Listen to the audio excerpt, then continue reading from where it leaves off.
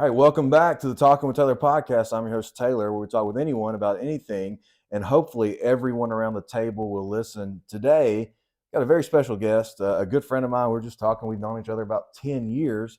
His name is Mr. Craig Scott. He's an incredible man, but also he's got some incredible businesses, but is really really has a great view and a great grasp on leadership. And we're going to try to dive into what leadership looks like and success looks like. If we don't have time today, we'll do another segment. So that's the beauty of the podcast. And so we hope you're listening in, hope you're subscribed, and hope you'll enjoy what we have to talk about today. So Craig, how's everything going? And we're going to dive into your story in a moment. But how is everything going right now in Craig's life? Hi, everything is well. I really appreciate you having me on. It's I can't complain. I'm very blessed, very humble, and just ready to serve, man. That's really appreciate you having me on, giving me the opportunity to do something like this. For sure, man. And I think our listeners, they're going to really enjoy today. When we were talking earlier about this idea of servant leadership and how leaders, if you're going to be a leader, you got to serve. And you said it best, how you're excited to serve. And so we're so thankful to have a leader like you on the podcast today. And so I'm going to let you kind of tell our listeners a little bit about your story and kind of how you've gotten to where you're at, and owner of, was it 5-6 stores now? Is that right? Working on number 9 actually right now. Yeah, so we're about to open restaurant number 9. So I'm in the restaurant business. That's what I do. I do real estate, restaurants, and my whole why in life is to serve. That is my entire goal. I love developing young adults into future leaders, and I decided the restaurant business was a great industry to do so. And I'm in Tropical Smoothie Cafe. If you're around Tuscaloosa, I own this one here, and 5 more across the state. And then a Lucy's, which is also in Tuscaloosa, which is a Southern cooking brand. Yeah. Annie Ann's in the mall, and then I'm what's called an area developer for a pizza chain called Pizza Artista for the state of Alabama and the state of Mississippi. And a little backstory about myself. A lot of people tend to think that I was given things, or that I started off with money, or I became successful for some backhand reason, and that's just not the case. I was born into a drug-addicted family. My father's in prison, been in prison most of my entire life. My mother was a drug addict when I was born. I'm very, very fortunate that I don't have any underlying conditions from that. I was legally adopted at a young age. Through a longer story, I could definitely get into. I spent some time in some foster care. Then I was legally adopted by my grandmother. Never really had a fatherly figure in my life, and we were broke. I mean, we didn't. We got socks and underwear for Christmas. I mean, we didn't have the luxuries. We didn't have all the things that most kids did. Yeah. And I could talk about this for hours, but it's not a sad story. It's not a sob story. It brought me to where I am today, and my real motivation in life, and why I feel that I'm successful. Well, let's talk about that for a moment, because it doesn't matter where you start. It matters where you are now and kind of how you got there. So let's talk about your grandmother for a moment. And so what kind of role did she have, and did she play in where you're at today? Well, she gave me a chance, right? She absolutely. I don't know where I'd be without her. She gave me a chance at life. Yeah. Legally adopting. She had raised 3 kids, and legally adopting me at her age. She was in her middle-aged 50s at the time, and she certainly went out on a limb and did so, and absolutely gave me a shot at life, and that's that's huge. Obviously, she taught me all the values. Very Christian lady. Taught me good ethics, good morals, good values. Obviously, she knew nothing about business. None of those things that drove me to where I am today, but just giving me the opportunity at getting somewhere was absolutely huge to me. And then I think the most pivotal point in my life was 12. I decided to move back in with my mom, who had hit rock bottom, supposedly gotten off drugs, and that wasn't the case. Severe, still painkiller addict. Lots of things from 12 to 16 that I went through that most kids aren't supposed to go through, aren't supposed to see. And 16 years old, I actually decided to make the decision to move out on my own. Wow. So 16 years old, I live. It's actually, I have a restaurant called Lucy's, and Lucy was my great aunt. That's cool. Lucy had a trailer that her daughter lived in out in the cow field. Yeah. It was just a rundown trailer, but she kept the payments in her name. She kept the water in her name, the power in her name, and she knew a lot of my situation and what was going on in my life. And she decided to take me in, let me live in the trailer, and I had to go get a job and make the payments. Yeah. And Yeah. she trusted me to do so. And this restaurant that I recently opened is in memorization of Lucy, and she played such a huge pivotal point in my life, which was my grandmother's sister.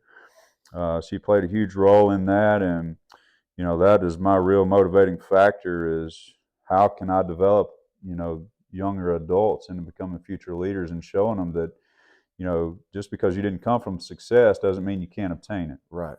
Right. And I love that. I love everyone, you might start off in different places. Regardless, you might start off in the penthouse or you might start off on the streets.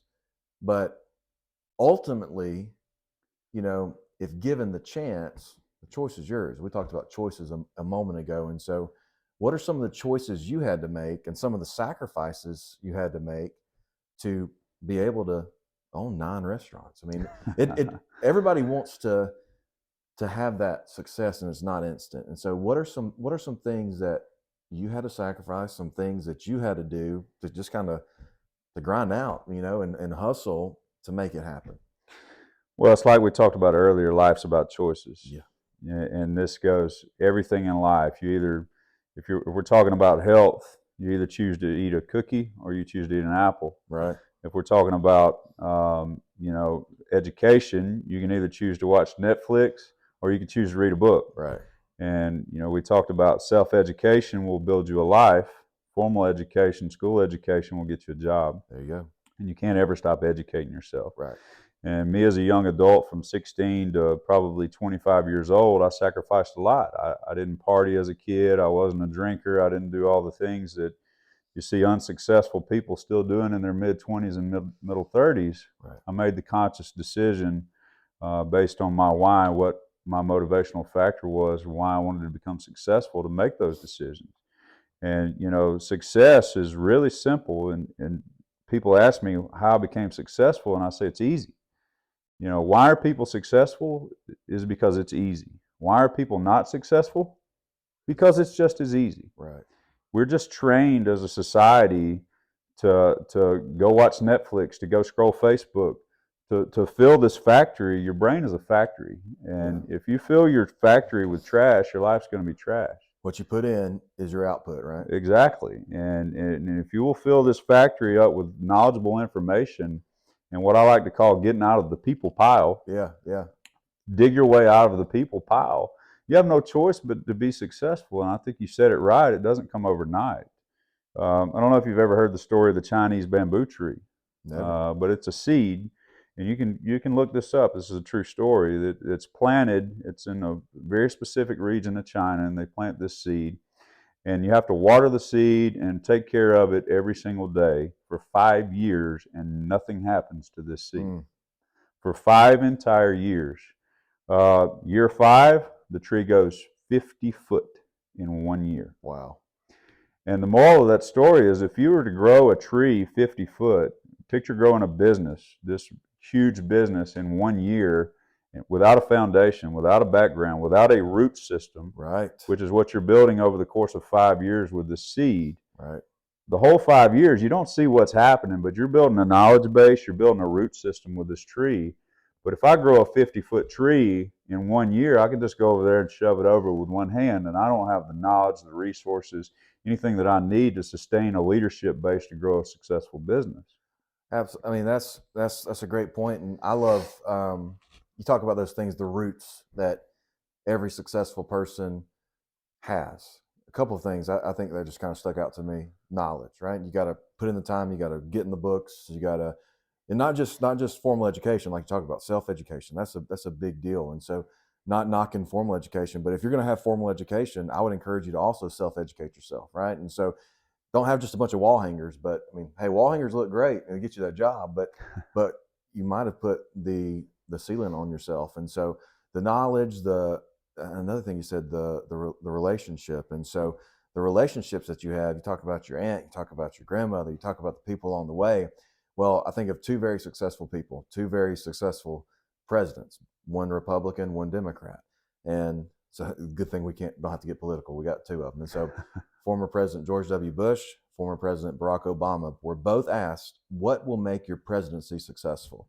And they both answered the reporter. They said, these people around me, the cabinet around me. And so it's about surrounding yourself with people who know more than you, right? Who might be stronger in an area than you are. And so, and that takes a humble person too, because the individual that thinks they know it all, they kind of end up setting their own traps. And so I love those root systems that you talk about that you need to secure for yourself as a leader. And so knowledge, relationships, work ethic. And so, it might be the 5-year deal, but you keep grinding out until fruition. And then it doesn't stop, right? You keep pushing forward. Complacency, I think, is the death of success, right? And that's when you're going to go to the funeral of success. And so, so what are some? And I know we're running out of time here, and so, and then we'll kind of wrap it up and have to definitely do another podcast. Sure, and so this could go for days. I think it will. I think we Okay. definitely keep going forward, and so, but what are some things that have come your way that tempted you into complacency? What are some things that tempts leaders into complacency? Success. There you go. They go hand in hand, but people who feel successful all of a sudden become complacent. Yeah. It's the law of the lid, exactly. Right. Your foundation can only grow as far as the top leader. If we're Yeah. discussing leadership, if my level of leadership lid is here, the organization can never pass that. Right. And then complacency becomes a thing when a leader decides that he is at his capacity or is now successful. Right. So, and I've hit this wall. I've done it before, probably 2 times in my career already. And I said, well, I'm going to be lazy today because I have all these great things going on, and I can get away today without handling this because, I'm successful. Right. And I become complacent, and I put my lid on, and all of a sudden 2 years is down the road, and I've completely wasted 2 years of my life when I could have been growing in the 4 areas of life: health, wealth, love, and happiness. And we define success as wealth a lot of the times, and that's what we really have to get away from, in my opinion. Yeah. Success is health, wealth, love, and happiness, and that's such a key pivotal role in the self-education portion of it. College education's great. If you're looking to go to a job, that's phenomenal. There's a lot of key roles in life: nurses, lawyers, all these things that take college education to get. But what people fail to educate themselves on is successful leadership, how to build a successful relationship with a life partner, how to become healthy, what that even looks like, how to replace your education, on health with, you can't live a long time unless you're healthy. Right. That's You're not going to be able to play with your grandkids at 60 years old unless you decide to consciously make a healthy lifestyle. Absolutely. So success is so much more than wealth, and it's just important that we really take a step back and understand what makes a human being successful. You talk about the health aspect, one of the pillars, and I like to think about this idea: if you're traveling, speaking, whatever your job is, you're not going to be effective if you're not healthy either. There's going to be things that hinder you. You're not going to have enough energy, and so there's a lot of things that go into those 4 pillars that make us successful. And again, the choice is yours. And so, well, as we wrap up here, so we talked about success. We talked about your restaurants, and everyone that's listening, I want to encourage you to go out to them. You got Tropical Smoothie here in Tuscaloosa. You got Auntie Anne's in Tuscaloosa. You got Lucy's in Tuscaloosa. But let our listeners know where all your other locations are and try to go out to them. Yeah, if you're around Mobile, we have 3 Tropical Smoothies in Mobile, one coming to Foley. We also have a Tropical Smoothie in Homewood. And then again, we're just area developers for Pizza Artista, so none of those stores are technically mine, but look for those to come in Alabama and Mississippi in probably the coming year. So Awesome. Awesome. Well, hey, friends support friends. And so all of our subscribers, man, go support my friend Craig at all these locations. And like he said, the reason he does what he does is he wants to invest in young leaders. And so one way to do that, I think, is go support him and support his restaurants. And he does it with excellence. And I love that about Craig. And so you'll be hearing from Craig more for sure on this podcast. And so thank you for being on today, Craig. I really appreciate it, man. I'm just blessed to be here. Absolutely. Well, guys, thank you so much for listening to the Talking with Taylor podcast.